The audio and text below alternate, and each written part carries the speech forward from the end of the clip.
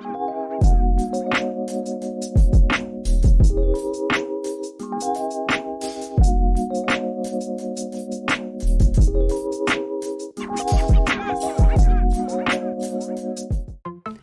loves, welcome back to Lover Girl Dating Chronicles. I am your girl Mish, and we are going to hop right into my early 20s dating. So 2016 is when I got into like what I would call my first real relationship.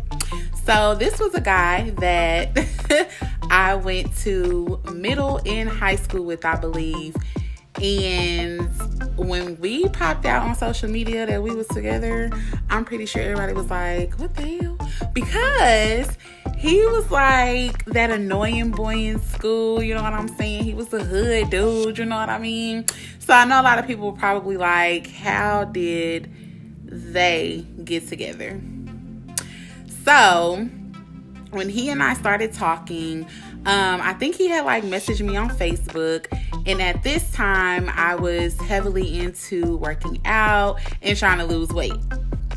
So I had shared that with him, and you know, he had told me like, oh, that's what's up, like I would love to join you and help you out, like I'll come to the track with you, to the gym.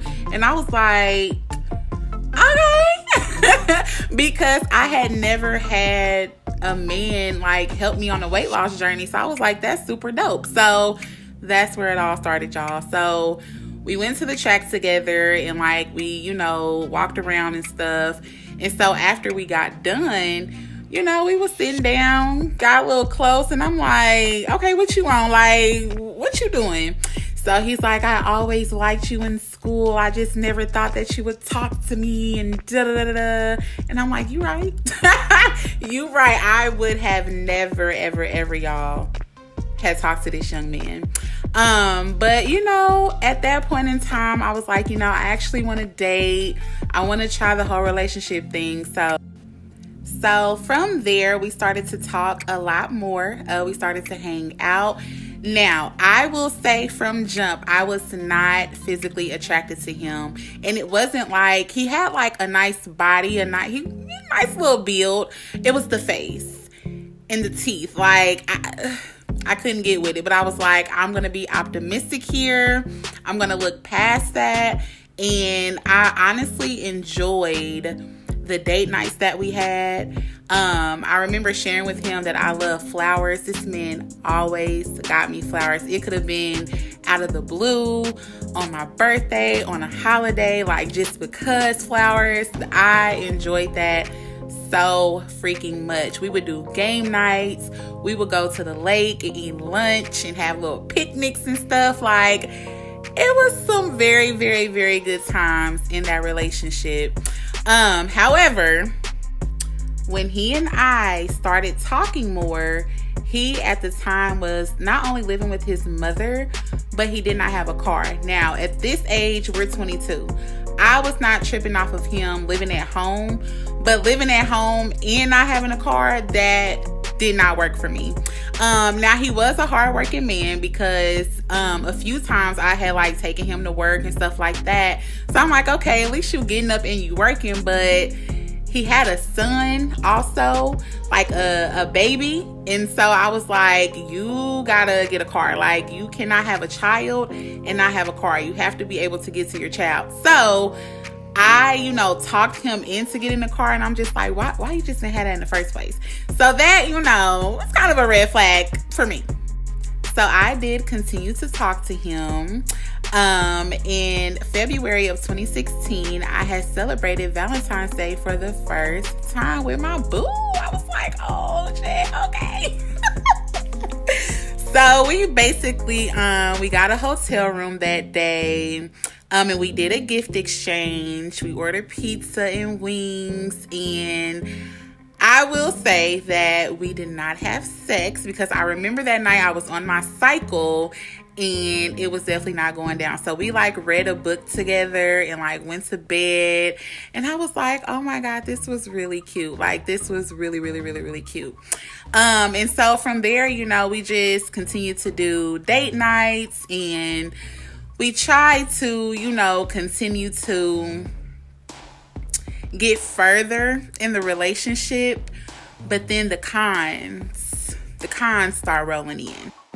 So once this man's son's mother realized that he was dealing with somebody, she started getting a little childish. And I was like, I'm not about to deal with this. You need to put a handle on that or I'm gone. And so for me, it started to get a little frustrating because they get into it. He's coming to me, telling me about it. And I'm just like, listen, I don't want to hear it. Y'all gonna have to figure it out.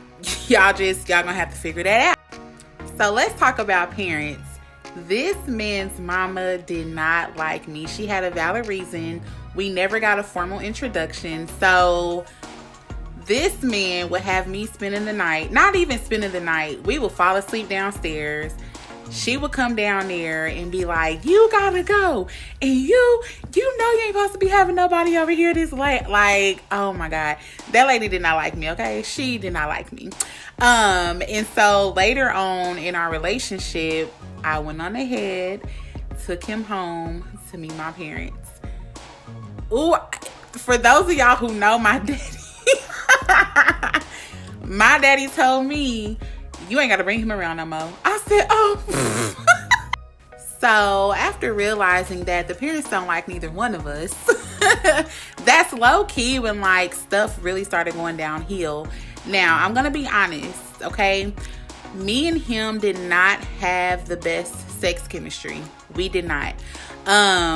But me, you know, I feel like I was so mesmerized by just everything else, you know, the dates and the flowers and the game nights, the movie nights, the rubbing of my feet and massages and all that. Like, I was like, oh, the sex will get better down the line. Look at me talking about the sex gonna get better down the line at 22. Oh my God. So, it actually did not get better. Also, spirituality did not align. We believed in different things. And so when we began to talk about marriage and kids and family, I'm like, we gonna be teaching our kids two different things. I'm never rocking with that, like at all. So that was an issue that weighed very heavily on me. And then also like, so he stayed at my apartment one night and he fell asleep and something told me, check his phone. I goes and checks this man's phone. When I say he was being thirsty as fuck on Facebook in all these chicks' inboxes, I said, oh, you gotta go. And it was low-key embarrassing because it's like, my nigga, you trying to talk to all these chicks. Ain't nobody even responding, okay? And I'm just like, yeah, nope. So this was like close to the end of our relationship.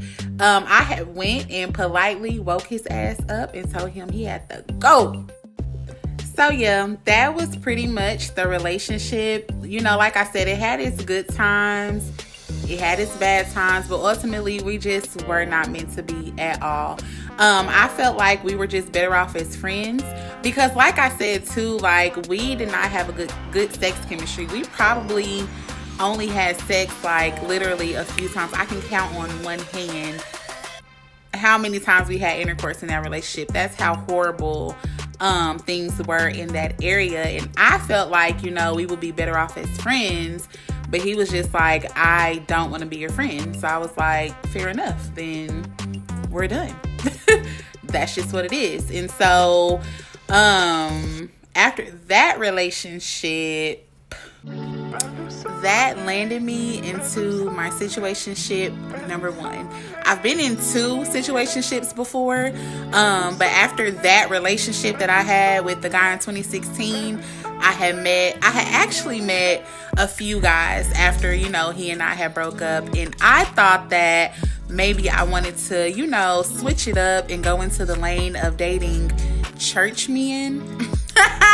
So, yeah, I think I'm gonna get into that first before talking about my situationship. There were two guys that were like heavily involved in church that I had met and was talking to at different times, of course.